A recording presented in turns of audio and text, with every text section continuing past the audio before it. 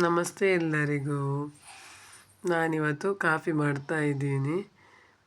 ಮಲೆನಾಡಿನ ಸ್ಪೆಷಲ್ ಆಗಿರುವಂಥ ಕಾಫಿ. ಅದಕ್ಕೆ ನಾನು ಸಣ್ಣ ಗ್ಲಾಸಲ್ಲಿ ನೀರು ಹಾಕ್ಕೊಳ್ತಾ ಇದ್ದೀನಿ. ಆಮೇಲೆ ಬೆಲ್ಲ ಗುದ್ದಿ ಹಾಕ್ಕೊಳ್ತಾ ಇದ್ದೀನಿ. ನಿಮ್ಮ ಸಿಹಿಗೆ ಎಷ್ಟು ಬೇಕೋ ಅಷ್ಟು ಬೆಲ್ಲ ಹಾಕ್ಕೊಳ್ಳಿ. ನಾನು 2 ಗ್ಲಾಸ್ ಆಗೋಷ್ಟು ಮಾಡೋದ್ರಿಂದ ಅಷ್ಟು ಹಾಕಿದ್ದೀನಿ. ಬೆಲ್ಲ ಪುಡಿ ಮಾಡಿ ಹಾಕ್ಕೊಳ್ಬೇಕು. ಆಮೇಲೆ ಅದು ಚೆನ್ನಾಗಿ ಕುದಿಬೇಕು. ಬೆಲ್ಲ ನೀರೊಟ್ಟಿಗೆ ಚೆನ್ನಾಗಿ ಕುದಿಬೇಕು.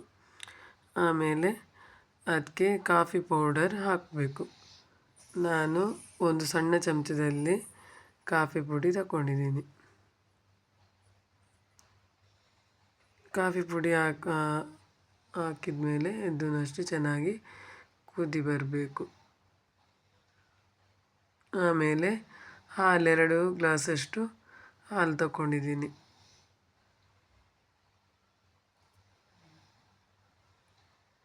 ನೋಡಿ, ಇಷ್ಟು ಕುದಿ ಬರಬೇಕು. ಚೆನ್ನಾಗಿ ಕುದಿ ಆದಮೇಲೆ ಮಿಕ್ಸ್ ಮಾಡ್ಕೊಳ್ತಾ ಇದ್ದೀನಿ ಒಂದು ಸಲ. ಆಮೇಲೆ ಹಾಲು ಹಾಕ್ಕೊಳ್ಬೇಕು. ಬೆಲ್ಲ ಹಾಕೋದ್ರಿಂದ ಏನು ಇದಾಗಲ್ಲ, ಪುಡಿ ಮಾಡಿ ಹಾಕಬೇಕು. ಇಲ್ಲದಿದ್ದರೆ ಒಬ್ಬೊಬ್ಬರು ಹೇಳ್ತಾರೆ ಒಡೆಯುತ್ತೆ ಅಂತ ಹೇಳಿ. ಟೀ ಕೂಡ ಅಷ್ಟೇ, ನಾನು ಬೆಲ್ಲದಿಂದನೇ ಮಾಡು, ಸಕ್ಕರೆಯಿಂದ ಮಾಡಲ್ಲ. ತುಂಬಾ ರುಚಿಯಾಗಿರುತ್ತೆ. ಆಮೇಲೆ ಚೆನ್ನಾಗಿ ಇದನ್ನು ಕುದಿಲಿಕ್ಕೆ ಬಿಡಬೇಕು.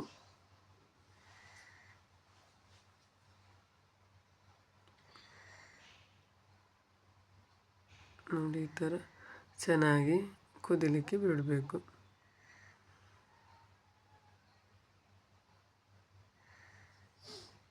ಮಿಕ್ಸ್ ಮಾಡ್ಕೊಳ್ತಾ ಇರಬೇಕು. ಅದೊಂದು ಟೇಸ್ಟೇ ಬೇರೆ. ಹೋಟೆಲಲ್ಲೆಲ್ಲ ಸಿಗೋ ಫಿಲ್ಟ್ರ್ ಕಾಫಿ ಹೇಳ್ತಾರಲ್ಲ, ಅದೇ ಥರ ಟೇಸ್ಟ್ ಬರುತ್ತೆ.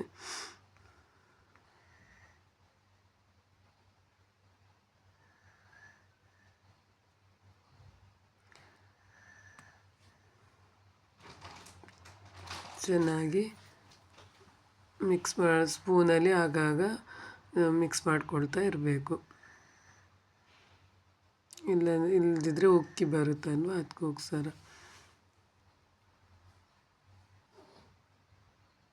ಬೆಲ್ಲದ ಕಾಫಿ, ಬೆಲ್ಲದ ಟೀ ಎಲ್ಲ ತುಂಬಾ ರುಚಿಯಾಗಿರುತ್ತೆ. ಕುಡಿಲಿಕ್ಕೂ ತುಂಬಾ ಚೆನ್ನಾಗಾಗುತ್ತೆ. ಸಕ್ಕರೆ ನಾವು ಯೂಸೇ ಮಾಡಲ್ಲ. ನಾವು ಜಾಸ್ತಿ ಬೆಲ್ಲದಿಂದಲೇ ಮಾಡೋದು ಕಾಫಿ, ಟೀ ಎಲ್ಲ. ಆಮೇಲೆ ಕಾಫಿಯನ್ನು ಸೋಸ್ಕೊಳ್ತಾ ಇದ್ದೀನಿ.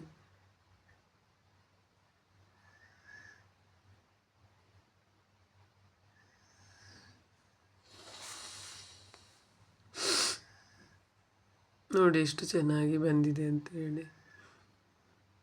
ಆಮೇಲೆ ಗ್ಲಾಸಿಗೆ ಹಾಕ್ಕೊಳ್ತಾ ಇದ್ದೀನಿ. ನೀವೊಂದು ಸಲ ಇದೇ ರೀತಿ ಟ್ರೈ ಮಾಡಿ, ಬೆಲ್ಲದಿಂದ ಕಾಫಿ. ಚಿಕ್ಕಮಂಗ್ಳೂರು ಕಡೆಯವರಿಗೆಲ್ಲಾದರೆ ಗೊತ್ತಿರ್ತದೆ, ಇದೇ ರೀತಿ ಮಾಡ್ತಾರೆ. ನೋಡಿ ಎಷ್ಟು ಚೆನ್ನಾಗಿ ಬಂದಿದೆ ಅಂತೇಳಿ. ನನ್ನ ಚಾನಲಿಗೆ ಸಬ್ಸ್ಕ್ರೈಬ್ ಮಾಡ್ತಾಯಿರಿ, ಲೈಕ್ ಮಾಡಿ, ಶೇರ್ ಮಾಡಿ. ಇದೇ ರೀತಿ ಒಳ್ಳೊಳ್ಳೆ ರೆಸಿಪಿಯೊಂದಿಗೆ ಬರ್ತಾ ಇರ್ತೀನಿ. ಸಬ್ಸ್ಕ್ರೈಬ್ ಮಾಡೋದನ್ನು ಮರಿಬೇಡಿ. ಓಕೆ ಫ್ರೆಂಡ್ಸ್, ಬಾಯ್ ಬಾಯ್.